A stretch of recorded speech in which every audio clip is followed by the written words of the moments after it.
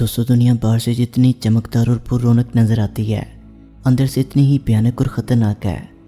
जहाँ एक्ट्रेसेस को हर वक्त खूबसूरत और पुरकशिश नज़र आना पड़ता है, इधर ज़रा सी खूबसूरती हिली उधर काम मिलना बंद। दूसरी बात यह कि हर आने वाली नई एक्ट्रेस को डायरेक्टर और प्रोड्यूसर के रूम में जाना पड़ता है, फिर इसके बाद इन्हें फिल्मों में काम मिलता है। जब एक्ट्रेसेस को शोहरत और ऐशोशरत की लत लग जाती है तो फिर वहाँ से बाहर नहीं निकल पाती। अपने आप को दूसरों की नज़र में रखने के लिए और ग्लैमर में रहने के लिए भी इन्हें बेहद तक इसकी ज़रूरत होती है।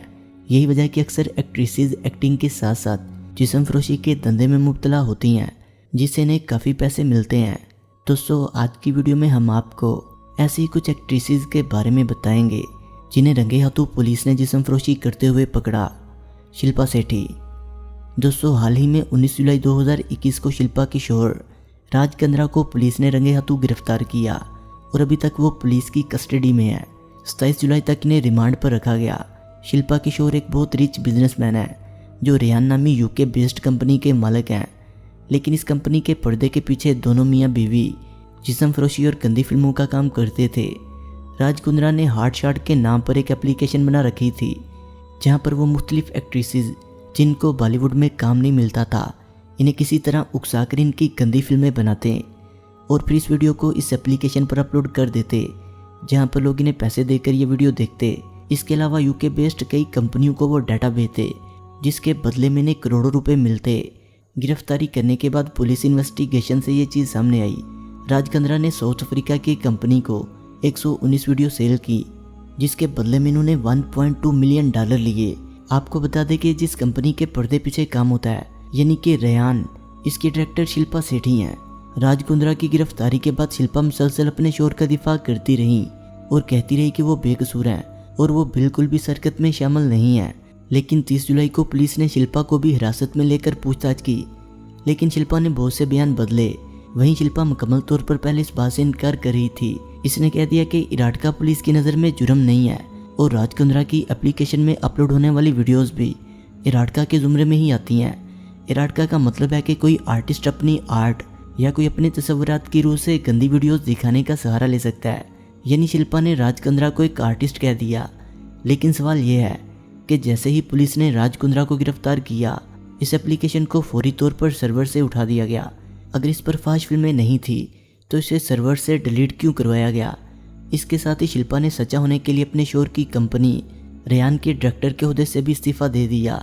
राज कुंद्रा की गिरफ्तारी के बाद कई लड़कियां बाहर निकली और बताया कि इन्हें भी राज कुंद्रा ने इस काम के लिए उकसाया था, जिसमें मशहूर यूट्यूबर इंडियन पुनीत कौर सरफहरिस्त हैं, जिसे राज कुंद्रा ने खुद अपने ऑफिशियल इंस्टाग्राम अकाउंट से मैसेज करके कहा था कि इनके साथ गंदी फिल्म में काम करो।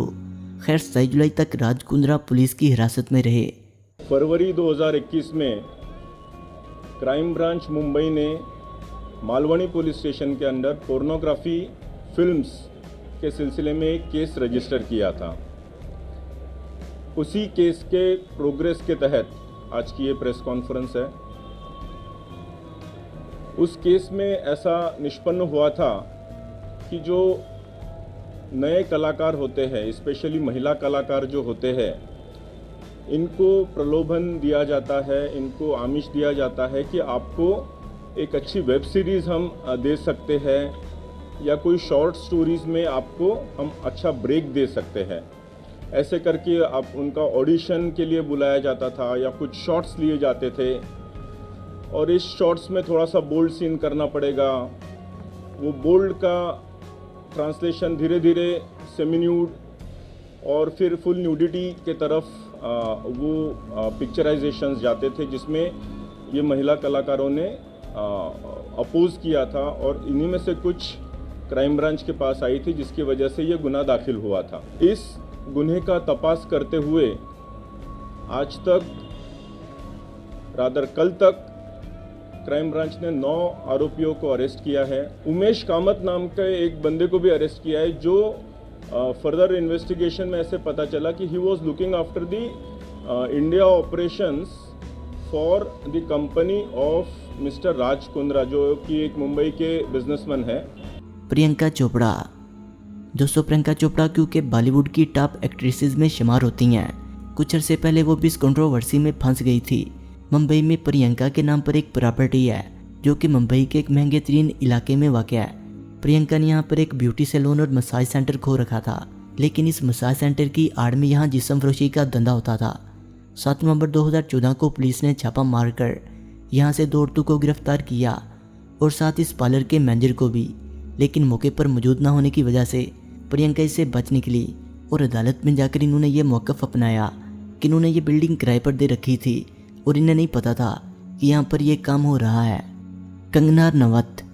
दोस्तों, कंगना रनौत जो कि बॉलीवुड का एक जाना माना नाम है, अपने करियर के आगाज़ में जब वो बिल्कुल नई थी और फिल्म इंडस्ट्री की दुनिया में कोई भी नहीं जानता था, तो वो बॉलीवुड की मशहूर डायरेक्टर और प्रोड्यूसर आदित्य पंचोली के साथ इनके घर पर रहती थी। इस वक्त अभी ये 17-18 साल की थी, जबकि आदित्य 40 साल से भी ज़्यादा और वो भी शादीशुदा थे।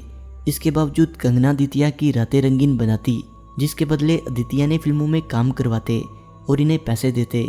इसके अलावा आदित्य ने कंगना को एक फ्लैट भी गिफ्ट किया था जहां दोनों रात गुजारते।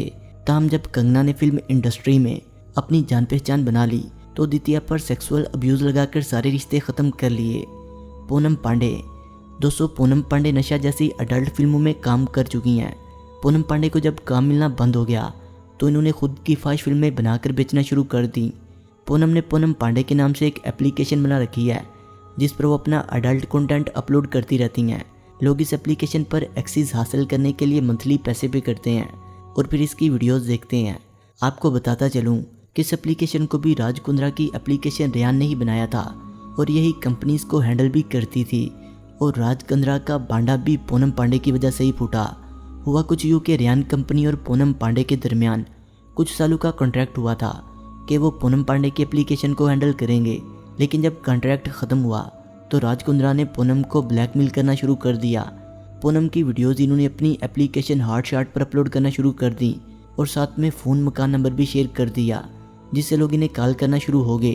तंग आकर पूनम ने राज कुंद्रा के खिलाफ FIR दर्ज करवा दी और इसी केस की तफ्तीश के दौरान इन्हें राज कुंद्रा की एप्लीकेशन के बारे में भी पता चला। शर्लाइन चोपड़ा।